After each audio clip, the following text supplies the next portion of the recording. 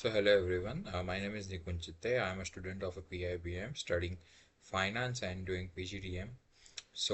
Hello, good evening everyone. Today I am going to speak on the topic of strength and limitations of NGO-led microfinance. Basically, microfinance refers to the provisions of the small financial services such as loans and insurance to low-income individuals who do not have access to formal banking systems. In India, NGOs have played a very crucial role in promoting microfinance, especially in rural and underdevelopment. Unlike commercial microfinance institute like NGO lead microfinance focuses not only on financial services but also on social development, women empowerment, and poverty reduction.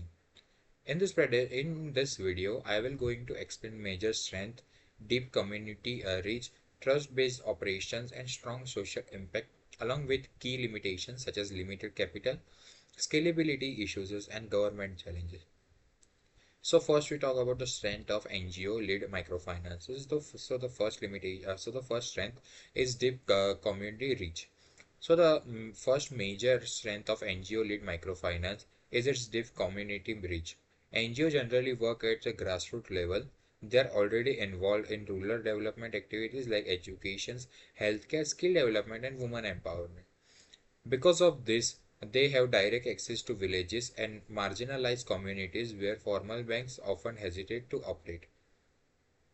In India, many peoples due to lack proper documentation, financial literacy, and awareness about banking services. Commercial banks usually avoid such areas due to high transaction cost and low profitability. For example, under initiatives supported by National Bank for Agriculture and Rural Development, NGO help from self-help groups in remote villages and connecting them to formal banking institutions. This deep penetration ensures inclusions of the poorest households, access to credit for landless laborers and small farmers, financial supports for women who were previously excluded. Therefore, NGO-led microfinances plays a very vital role in achieving financial inclusions at the grassroots level. Trust-based operations. This is the second strength. The second strength is a trust-based operation. In rural area, trust and relationships are more powerful than formal contracts. NGO-led microfinance work primarily on the principle of social trust rather than strict legal enforcement. Most NGO-led model use the group lending systems. In this system, members of self-group guarantee each other's loan. Each concept is known as a social collateral. Instead of pledging a property or asset, borrowing rely on creditability and group reputation. This system works efficiently because group members know each other personally. Peer pressure ensures repayment. The community minors each other behavior. The third strength is social strong impact. The third major strength is strong social impact. Unlike commercial institution that focuses mainly on profit and scale, NGO focuses on social transformation.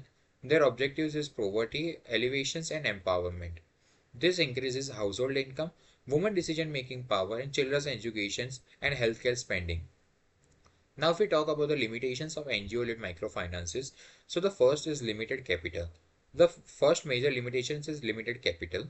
Most NGOs depend on grants, donations, or the government funding. Unlike NBFC, MFIs, or banks, they cannot easily raise funds from capital market or the large investors.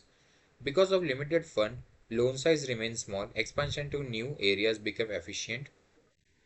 And if we talk about the third, long-term sustainability become uncertain.